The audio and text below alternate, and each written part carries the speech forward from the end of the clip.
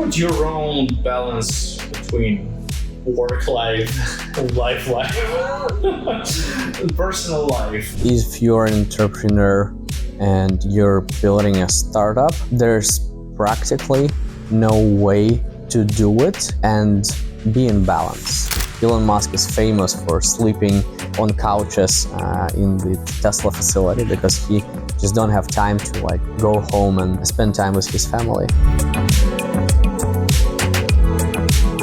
Hello everybody, welcome to the Be Yourself podcast, the podcast on expressing our true selves. Today my guest is my old friend Eugene Kashuk, who's the CEO and founder of Brigtherly, a fast-growing company in edtech that helps kids, students, K2 level, to improve their math. Yeah. Do kids struggle a lot with math in the United States? Yeah, we're focused on US market. We initially started from maths. Now we do reading as well.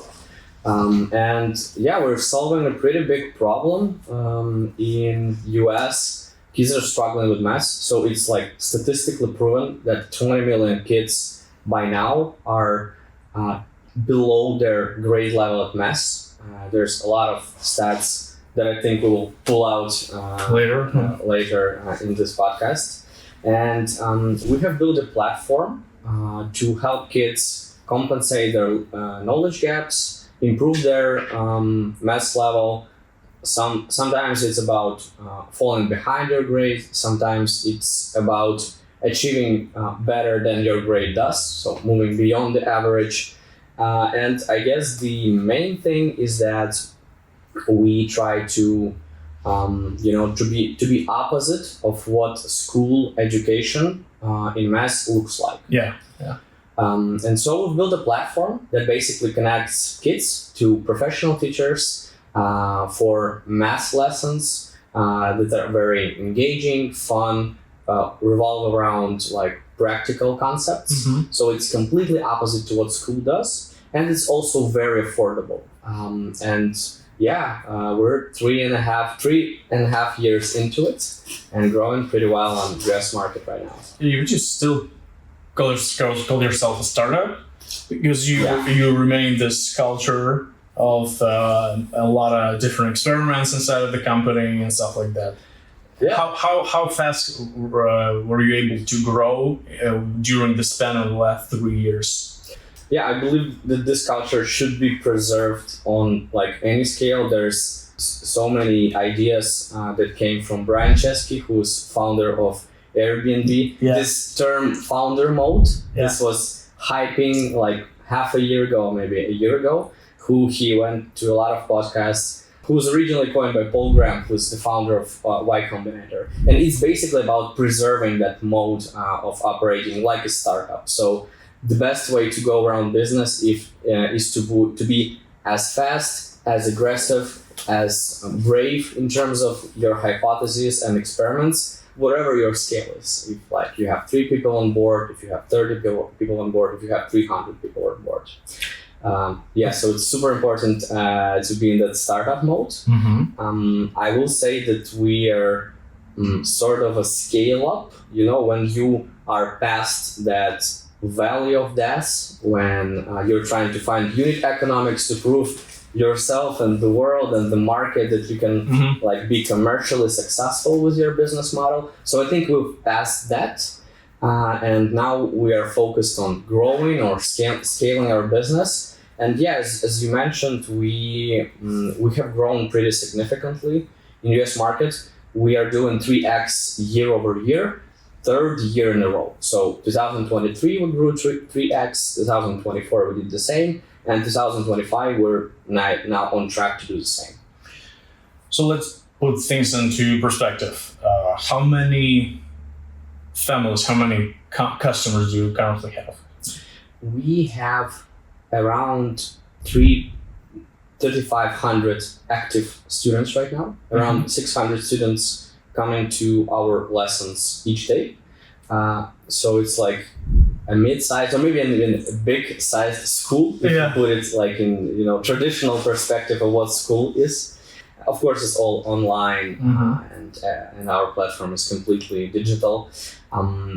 We have around 300, maybe even 300 and a half teachers on our platform who are sort of our teammates who make this product possible.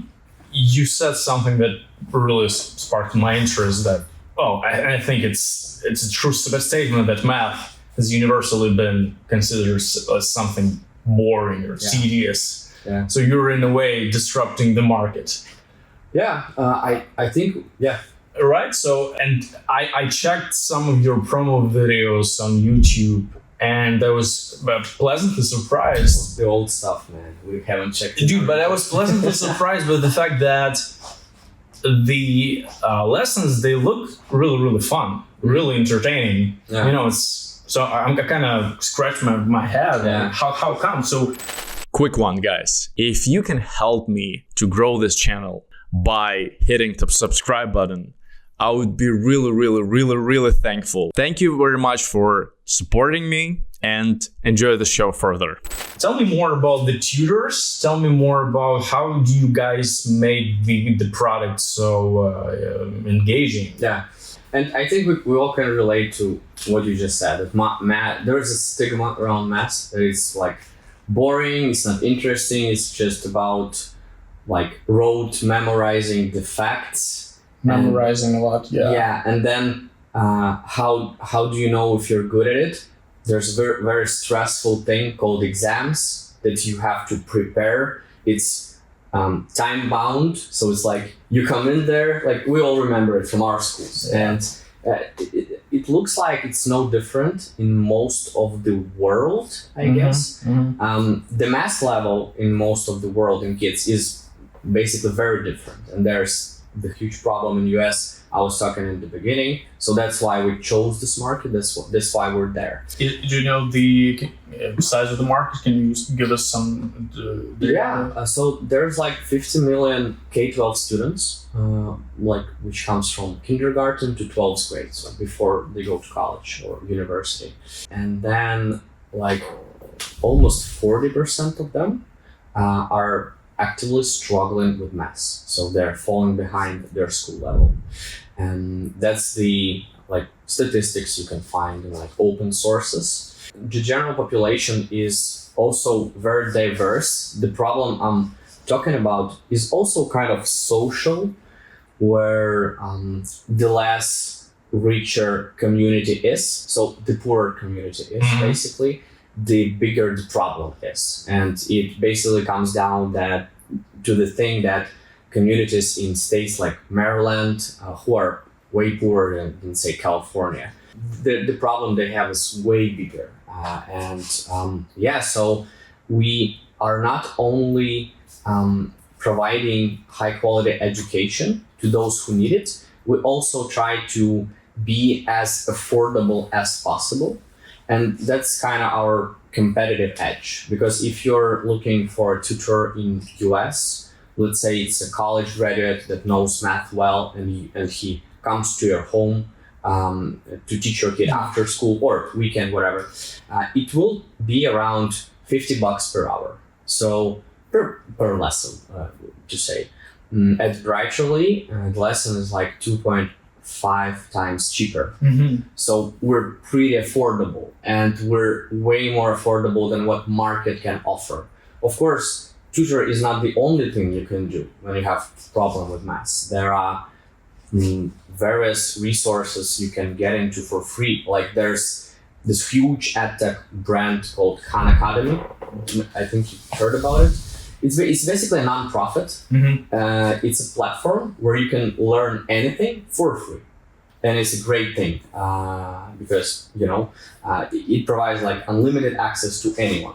But of course, it's not so like impact driven. You can't reach this much of results. You don't have this much of motivation when you are learning through those free resources. So we got into the problem itself again, and I completely lost track of what question was in the beginning. But this is not your first business. Correct me if I'm wrong. So, well, I know this is not your first business. For sure, man. For our audience, we did some business together in the past with Eugene, and so basically, you're a second-time entrepreneur, or what is the right term for it? Repeated founder. Repeated founders, but unlike like 95% of first-time founders, your first attempt was a success. Yeah. And you sold the company to a big venture capital firm. To a market competitor. Yeah. So it was more of a total acquisition. Yeah, it was an acquisition, indeed, yeah. Yeah. And then basically you were looking for a gap in a market that you just could fill. And the opportunity presented itself. It took us quite an effort to find this gap, this niche.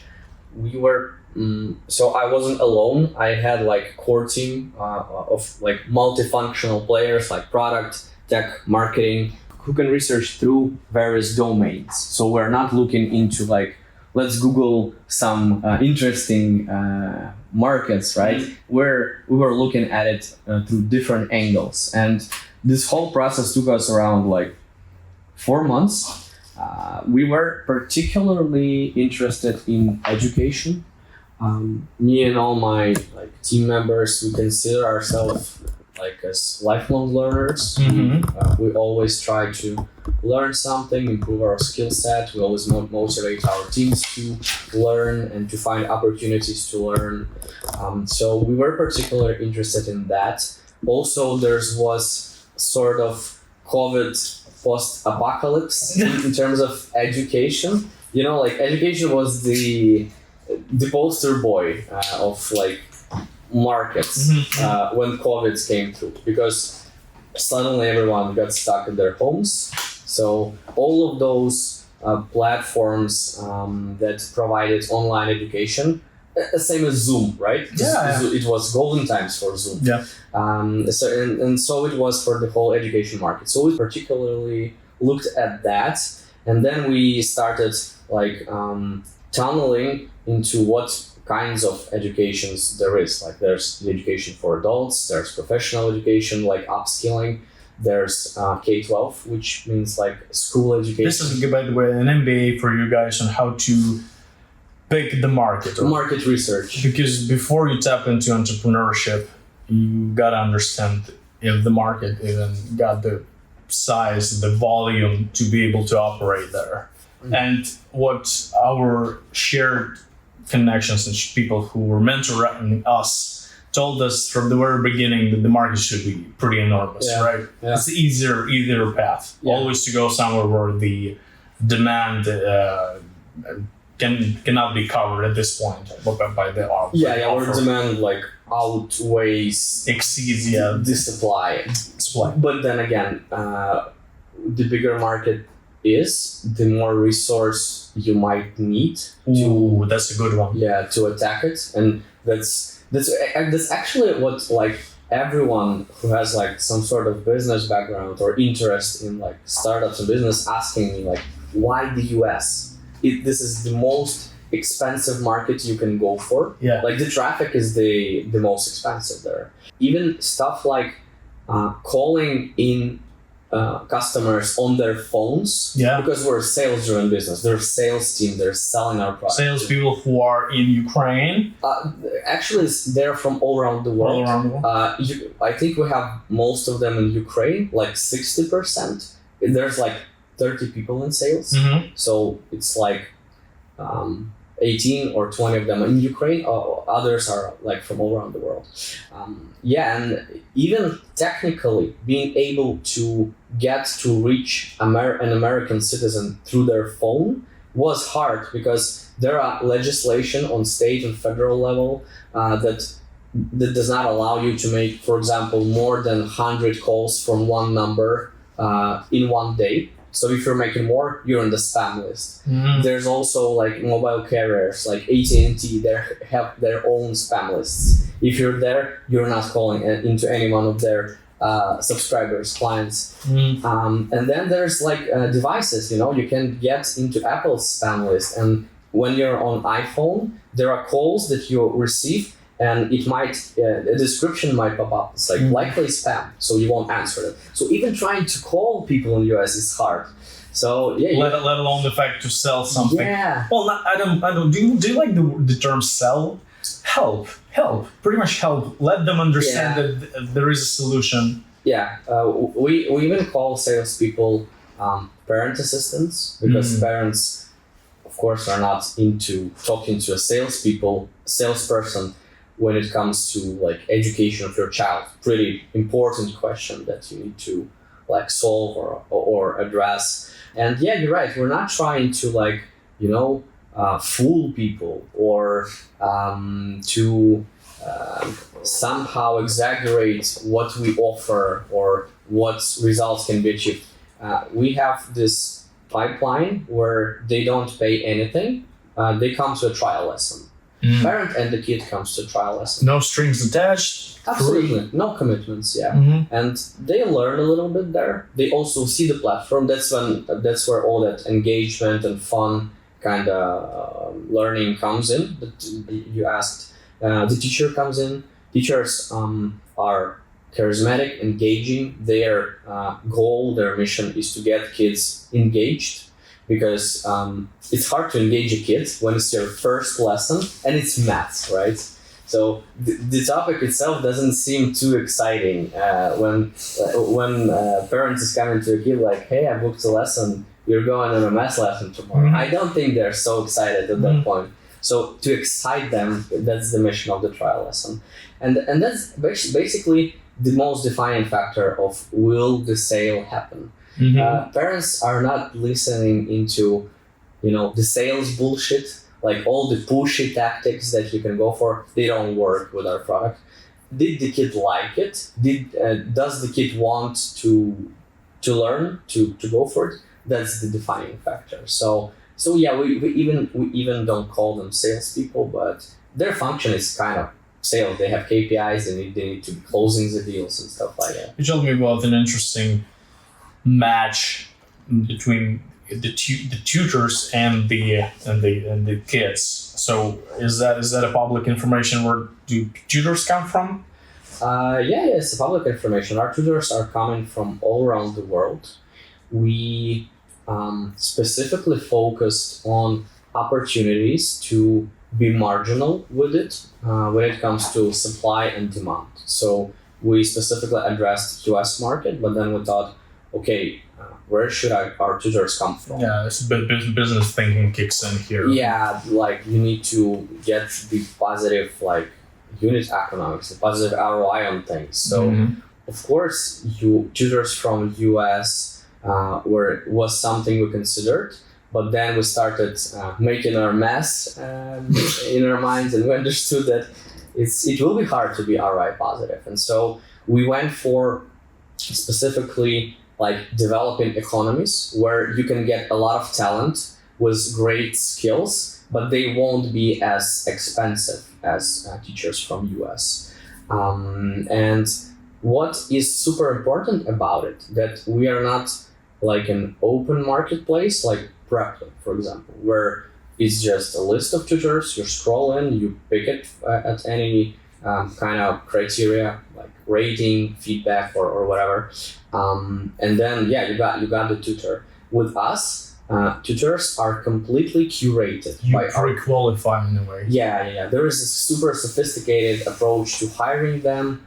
Only like 3% of applicants actually do get a chance to teach at Brigtherly. Then there's like a monitoring phase where we look really, really close at what they're doing. Like, is everything happening according to our guidelines and best practices? And then the most important, I think, is that we have our own curriculum.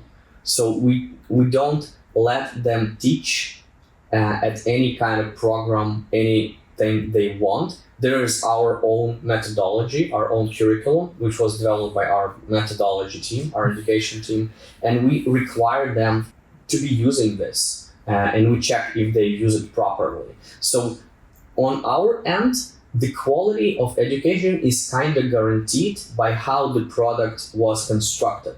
And so if you look at it this way, the academic qualifications of tutors are important, and all of our tutors are experienced teachers. We don't hire just, like a freelancer from India who just wants to make dollars online. Of course, they all are teachers, but they need to be teachers for the soft skills. They know how to build connection with children, how to build rapport, and all the academic stuff, the progress the child makes in terms of their knowledge is covered by the product, by the procedures, by the quality control team who monitors and watches videos and give feedback, by workshops that we're doing for teachers, by our rating system that basically evaluates who's the best and provides the best teacher with most opportunities. And so, answering your questions, there are from all around the world. In the beginning, we focused on developing economies. Like first team of teachers were from Ukraine. We had Ukrainian teachers. Mm-hmm. This was pre-war, by the way. We launched business in November 2021, mm-hmm. So like 2.5 months pre-war. Yeah. We thought like the business model will be like we hire Ukrainian teachers, like me and you will know that there are a lot of English-speaking people in Ukraine. Some of them know maths, like students from the Polytechnical Institute, right? That's what we thought. But Ukrainians were not a good fit, unfortunately, even before the war, because this night shifts.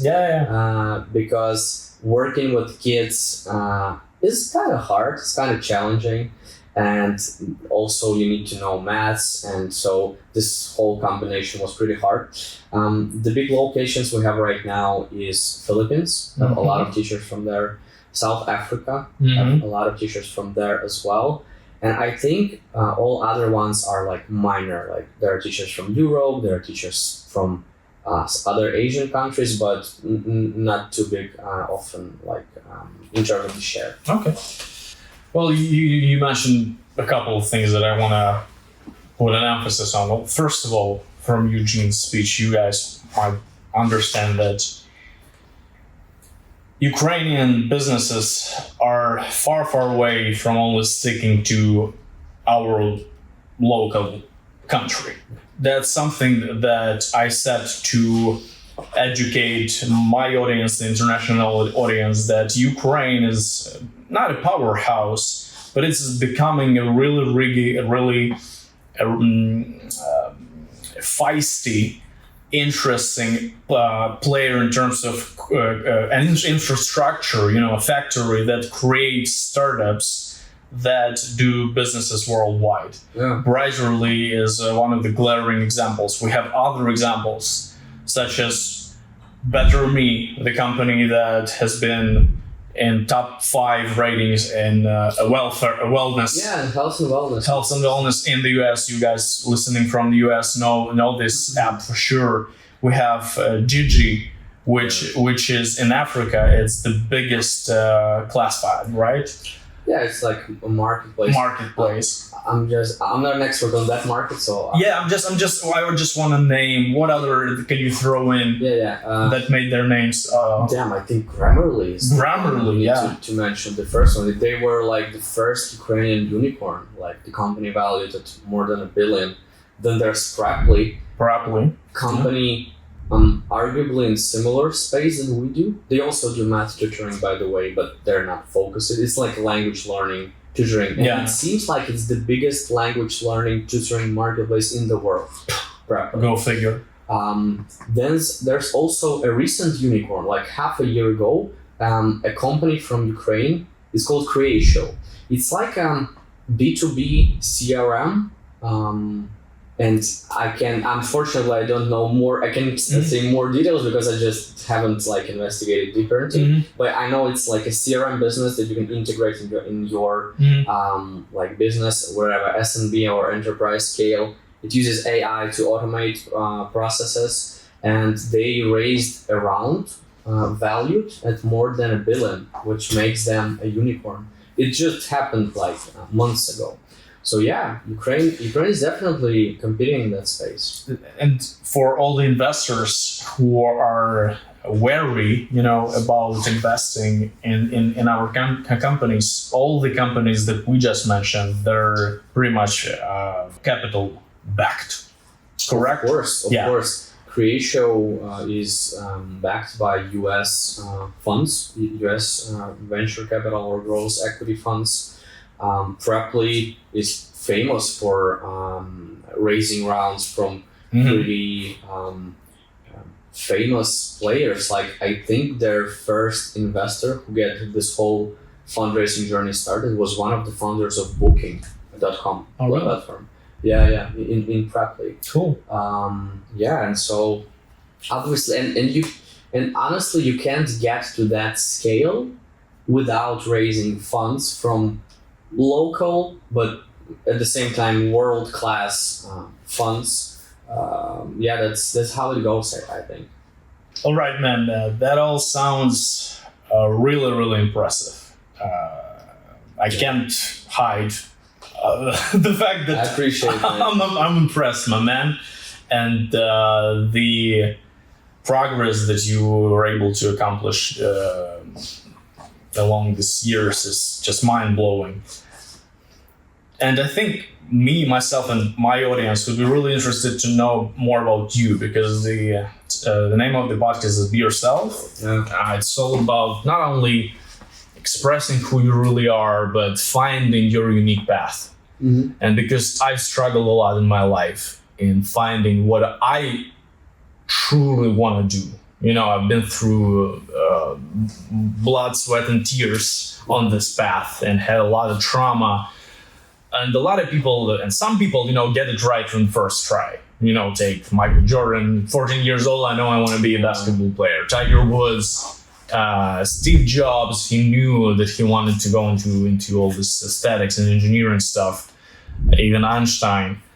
So, on this point, let's pick your brain a little bit more. Okay. How do you think you were able to spot something that makes you enjoy life, right? And what is the general advice that you give to maybe people who you mentor or folks who you hire or interview on how do they actually find something that fits their unique traits or their unique personality? It's hard to say about other people, but if I'm talking about myself, I think it's all about finding that something, that craft, that business, that piece of a hobby or enjoyment, your thing, your shtick, that's the right word, that you can completely dissolve in, that you can completely dive in so deep that you don't feel like Time. You don't feel time, you don't feel like you don't feel nothing, you're just tunneling into this. So I think that's very important, and I think it might take a life to find it. You said like famous examples of people who seem to click it in the early years, but what about all of those, I don't know, millions or billions of people who don't click? And I think that's the problem, because if it doesn't click, that you're kind of lost. And when you're kind of lost, it's hard to even find motivation to look for it. So you're just going with life. And then you end up with a career you don't like, with like family life you don't appreciate, with friends and encounters that are not valuable, that do not like fulfill you. So all kinds of problems come from that. So I think it's about keep seeking, and you mentioned your own example. I think that your own example is much as mine as well, that we kept searching for it until something pops up. And I also think that it's easy to get like misguided or misunderstand something, like finding something and think that it is your thing, but it's actually not. So you need to also be reflective and ask yourself those questions, like, am I in the right spot? Am I doing something that I enjoy? Do I want to be doing it in like 3 years and 5 years? And that's when where I come to the questions I might ask when you come on an interview, right? Because you don't look for team members that are jumping from sphere to sphere. You're trying to establish a partnership that goes a long way, right? So I think it's about searching. And I also think that you need to really be conscious about what are your like best qualities, like what you're good at. Play to strength. Yeah. Do you believe that we can convert hobby into our profession? I think it's the best. It's the best. I think if you can reach that level, then you found your zone. You might not be the most commercially successful person, but I think you will be a more happy and fulfilled person than a lot of those more commercially successful folks. So we touched on the matter of hiring a little bit. So does your team consist of A players only? How do you hire? Tell us about the culture inside of Brigtherly. Of course it's not all A players. What is an A player? You can also define this. It's actually a very interesting question, because for someone in business who's always hiring, who's building teams, it's like an obvious thing. But when you asked me, I'm like, what exactly is A player? Of course, it's someone who performs well. We both read the book. It all started with the book. It's called Who? The Who A Method of Hiring. Jeff Smart. So those are the people that are the most engaged, the most skilled professional at what they do. They are a management, leadership, or exceptional individual contributor executors material. So they are either one of those, right? Not everyone should be a manager, but if he's not or she is not a manager, then probably if it's A player, then it's a highly valued individual contributor. So those are like the people who your organization is built upon, like building blocks. And because they at some point they need to, grow their own teams. So people need to revolve around those A players. That's why I say that I guess most of them are managers or are due to become managers. So I don't think that any organization will consist of those A players. It's an interesting one because at one point it seems like it's the best kind of organization. Like imagine like Avengers or like prime Guardiola Barcelona, right? Like imagine this kind of team in the business. So you get every one of them, it's a world-class player. And maybe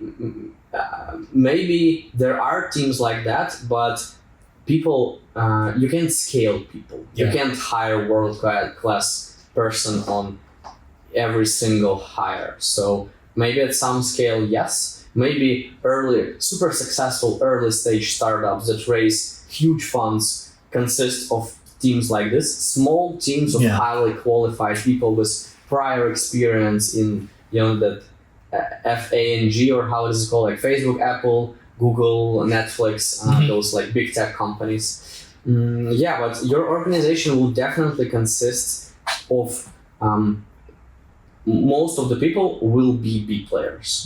It should be like the core of your organization. And you need to value them actually as much as the A players, because the bigger your organization is, the more B players you will have.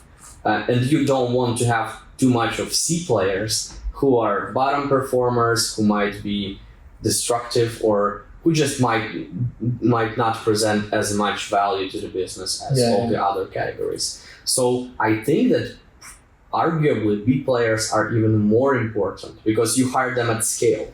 A players, you need only like 5 of them in like even the biggest kind of organization. Okay, 10 of them, but B players is the the glue that sticks everything together. I don't know. Yeah, interesting. So basically, we need A players eventually for them to become managers to manage those B players. Do you agree that the current generation, and we talked about this off the record about what is the name of folks who were born after 2000? They're Zoomers. The Z generation. Yeah, Zoomers. And basically, those folks, they don't necessarily want to become king of the throne. They don't necessarily want to be supremely successful materialistically. They want to have what we call healthy work-life balance. So do you see this in your company when you hire? And do you see that a lot of people nowadays, they don't really necessarily want to get into managerial position at all? To be running like they just want to do their job from 6 to 6. They don't want to work on Saturday. They don't want to have a Sunday. They don't want to overwork. They just want to have sort of balanced life, and that's it for them. The life outside the work life. I think that what we talked specifically was the differences between our generation and this generation. And that's where it gets interesting, because you try to understand where this difference comes from, like why people are more kind of conscious conscious about it. I think it's like the access to information, and I think that when everything is so easy to grasp, people internally are motivated, have their internal motivations, so they are more conscious about life choices they can make. They are not so much going through life in a passive mode where whatever happens, whatever work comes at you, I'm for it. Whatever my parents say I need to study, I go there. So they are more autonomous, I would say, and it's a good thing. I think there is definitely a barrier that you need to cross when you hire and manage those people, but that's a very interesting generation, and my expectation was different. I don't know why, because when I was in university, I saw the kids, and the kids looked different. They looked more introverted, more kind of sit home, scroll through social media, play games. And I personally was like, okay, like what will eventually come from this generation? Well, I think eventually this generation is kind of, I can't say better, but well-rounded. Yeah, seems like more well-rounded. Yeah. That's a good thing. That's a good thing. Like we don't want to nurture robots who just work effortlessly, because sooner or later burnout takes place. Yeah. Man, I wanna ask you about, because I heard this, I think from maybe it was Brian Chesky as well. No, it was Elon Musk who said that this guy business owner's destiny is to always deal with problems no one else wants to deal. So you basically have to solve. You have got to do the things that not bring you a lot of fun. So can you relate to that, and tell me if you were absent for a month, 2, 3 months, if your business would still be afloat? Yeah, you're kind of an ultimate decision maker when shit hits the fan. You're the one hitting the wall, right? I know this because you told me that you guys who don't know, but Eugene, he actually developed expertise in things that businesses that he was involved in really required. When we were doing business together, he like no interest in search engine optimization. He did that. He became an expert. Now when you told me that you buy ads for Facebook, it blew my mind because it's totally new realm for you. So it seems like you always do something that the business needs, even if you don't want to do it and you have no interest in it. Yeah, but at the same time, you're very interested in it. And I think that the fact that my work has transformed so much over the years, and it always keeps transforming. Sometimes it's more strategic when you don't when you're not so much overloaded with daily operations. Sometimes you dive into those daily operations. That founder mode that Brian Chesky and Paul Graham was talking about. And it's super interesting, it's super driving. It enforces the team because nothing motivates you more when someone sits next to you in the dust. When a founder sits with you in the trenches. In the trenches. And it actually drives me. It's not something that I don't enjoy. It's actually, I think it's something that the opposite, that actually keeps me going. Because, for example, if my role was solely strategic, I only hire people, I go to management boards, I talk to investors, I go to interviews and podcasts, and I'm always... You drink coffee with all the folks who want to pick your brain. Yeah. I don't think life was as much interest, and I'm not even I'm not even sure that I will be as good in that role, because I haven't tried myself, to be honest. I'm always the startup founder who's grinding, who's with the shovel, running around, and trying to calm those fires. Going back to what you said about Elon Musk, I'm not sure he does it. I think he really codes sometimes when. Yeah, he has this sort of an engineering mindset, but I think like on that scale, you have organizations so big like Tesla or SpaceX. There needs to be like a board. There needs to be all of the C-level spots needs to be highly talented, highly autonomous people that can manage company without him. And honestly, he's kind of out of the company for the last 3 months, and you see what's happening. And I'm not even sure it's a good idea for him to do it in terms of the business, right? Maybe for his personal credits, it is. But yeah, I think a team should be autonomous. Especially the more your organization matures. And for me personally, it's like always a test when I'm on a vacation. Like, will something break?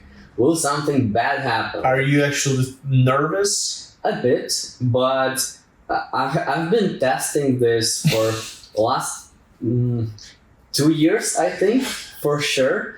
And it's even like the thing I regret, because sometimes things go even better when I'm not around. You regret the things go even better when you're around. Yeah. You're like, how come? Yeah. Like, I wasn't even a part of the success, right? They didn't approve this, and it works, right? So yeah, I'm really lucky and happy to have a great team with me on board. I have like the executive board built in my business, so I'm not like actively seeking for some sort of an executive role to Brigtherly that will come and help us. I already have them. How many people are we talking about? 6 people, including me. So is it a CTO or CFO? No, CFO. We have like infrastructure managing finance. So it's like head of engineering, CTO, head of product, CPO, head of operations, like COO. There's also commercial director who's handling sales and retention. Right. You might call him CCO, Chief Commercial Officer. The guy responsible for sales team and stuff, right? Yeah, and for retention team, there are also people handling retaining users on the platform. Then there's marketing, head of marketing, CMO, and then there's me, like the 6th one. Mm-hmm. So, what is the mission? What is the end goal for Brigtherly? Do you envision Brigtherly to go public? Do you? I think at some point you stop envisioning it, and even if you do, you won't be talking about it publicly because it's sounds like a joke. Talking about going public. Going public means basically, since we're on US market, have your shares gone public on, for example, New York Stock Exchange. It's Not too shabby for you, a guy from Ukraine. Exactly. It's definitely too shabby. For me, speaking about it from a studio or here on Petrivka metro station. While we're in a state of war with. Yeah. So it definitely is way too far ahead. It's a dream, but it's not something we actively envision. You should be actively envisioning things that are within your reach. Within your control as well. Yeah. So we definitely want to build a great business with enormous impact. Enormous impact means that we have tens of thousands of children who have practically improved their knowledge levels. And you can measure it, right? We measure their knowledge level when they come in, like they do tests, and we assess their knowledge as they go. So we are like an impact-driven organization, and we want to reach the level of impact that will be noticeable on the scale of US, especially in K-12 space. Then we want to be an ecosystem because it started as like a single product, which is like maths lessons for kids who want to improve their skills. 3 months ago, we started a course for reading because our audience was actively asking us about it. Like, hey guys, we like the math stuff, but what about the reading? Do you have the reading course on Brigtherly? And we listened, and then we like, let's launch a reading course. Like people asking for it. So this information is not even publicly available yet. You don't see it on our website yet. We only sell it to our own customers that bought maths. But we will soon release it publicly. So now we're math and reading school, basically. And launching that second discipline kind of opened a leeway for us where we understand that having multiple disciplines is a possibility to, for sure, serve better. Because guess what? Most of the kids that have problem with math, like 65% of parents who come to us with a math problem, they say that there's also a reading problem, like 65%, which is like, if you think about it, kind of obvious, like these two should be coming together because these are the fundamentals. So in future, we see ourselves as an ecosystem where you can learn multiple disciplines. The obvious one is science. Like in US schools, there are like 3 elephants that the school system is in elementary and middle school definitely is standing on maths, reading, or like English, you can say, or English language arts. That's the way the discipline is mentioned in schools, and science. Science is sort of a mix between geography, biology, chemistry, physics, all the other disciplines are within that category. So for pretty much you're open to offers. You told me that some investment bankers reach out to you, they want to talk about the company already, right? But you got a lot of room to grow. Yeah. And I think it's all about the timing and about the price. So you don't want to get too early, but then again, you don't want to get too greedy at the end of your way. But I don't think that we're yet there at all. We understand how to grow way more steps ahead than we are today. Like I told you in the beginning, like imagine 20 million students that are struggling. Let's say they struggle with math and reading or any one of those, and then there's like 4,000 students actively learning at Brigtherly today. So the difference is whopping. So that's that's why we're basically scratching the surface. Like if you go like on a states level, I think most of the people, I think all of the people don't know about us yet because we're young. We just didn't have enough time to touch upon huge amounts of cities, children, and stuff like that. So there's a huge way to go, and we can go for it without any external help at this point. But then again, if you want to build a success case like we were talking about in Grammarly or Preply or all of those businesses that are world class, you need to partner with local players that have reach, that have access to distribution channels, that know how to build great brands that relate with the audience, that can, I don't know, find an advisor that comes into board of your business and helps you build it, right? These things are only available if you raise like growth investments from like tier 1 funds from US. So at some point we need to do it, and we're now passively talking to some of them just to see what's up, to understand like what are their interests, like what do we need to be interesting to them, like how the economics should look like, how the tech should look like, because you're kind of two different things for your customer and for your investor. For example, for customer, you're a school, you're a solution to their problem. You even might be a tutor because they kind of see your product through the lens of the person who is teaching your child. You're building several brands simultaneously.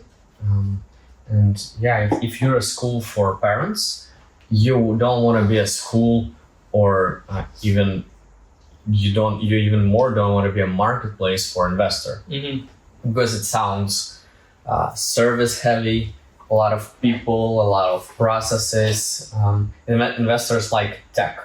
You need to be a platform. You need to be, you especially want to be an AI enabled platform that provides personalized learning experiences.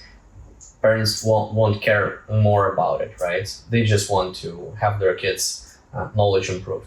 So yeah, you can do all of it at some basic level here, basing this whole stuff in Ukraine, but you need to go west in terms of your incorporation, in terms of some of your operations, in terms of your mindset, and in terms of your partners, because we're building a business in US, basically. That's the only market we serve at this point in terms of demand. So yeah. Cool, man. I wish you nothing but the best of luck. I hope that... Thank you, man. I appreciate it. This will be one of the stories that, I know, 5 years down the road we'll be talking about as one of the, biggest, coolest things that happened from Ukraine.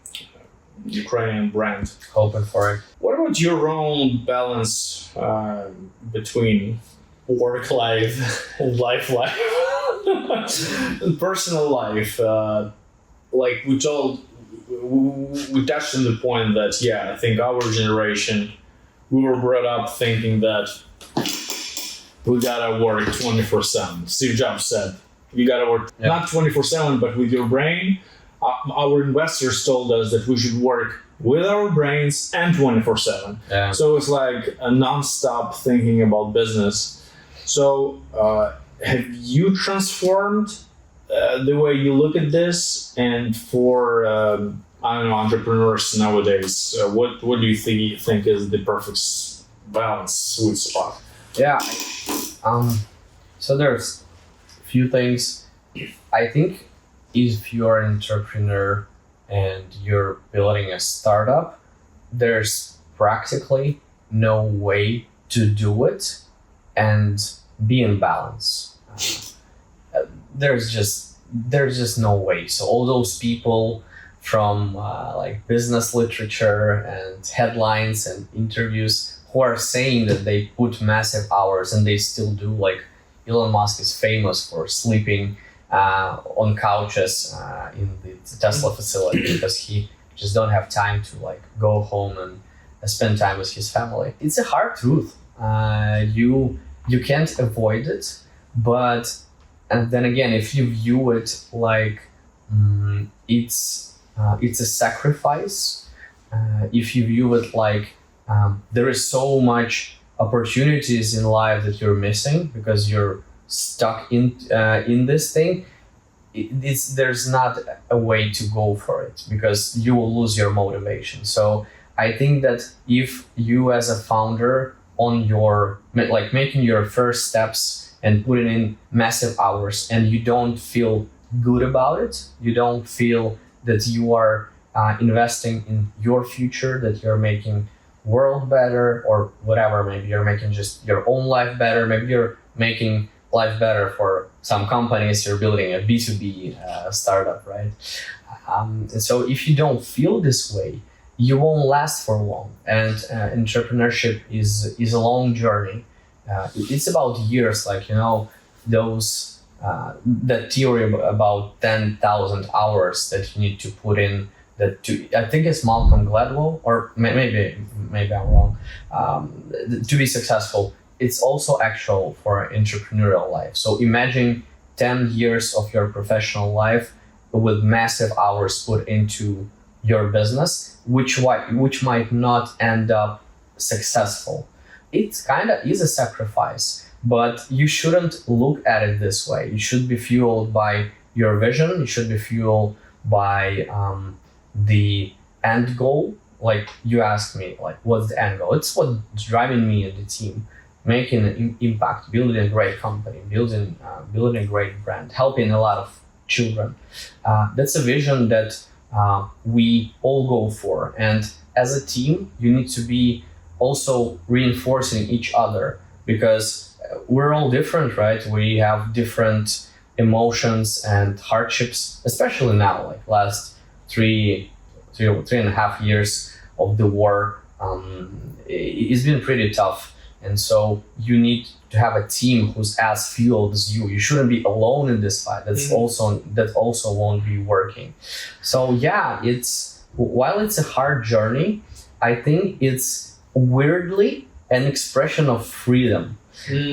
Because in no single day of my life when I was putting in massive hours, doing a lot of stuff, putting in a lot of effort, I was thinking that, damn, why am I doing it? Like, why to go for like such a hard venture? Like, why can't you just, you know, go find like a normal job and start sleeping well?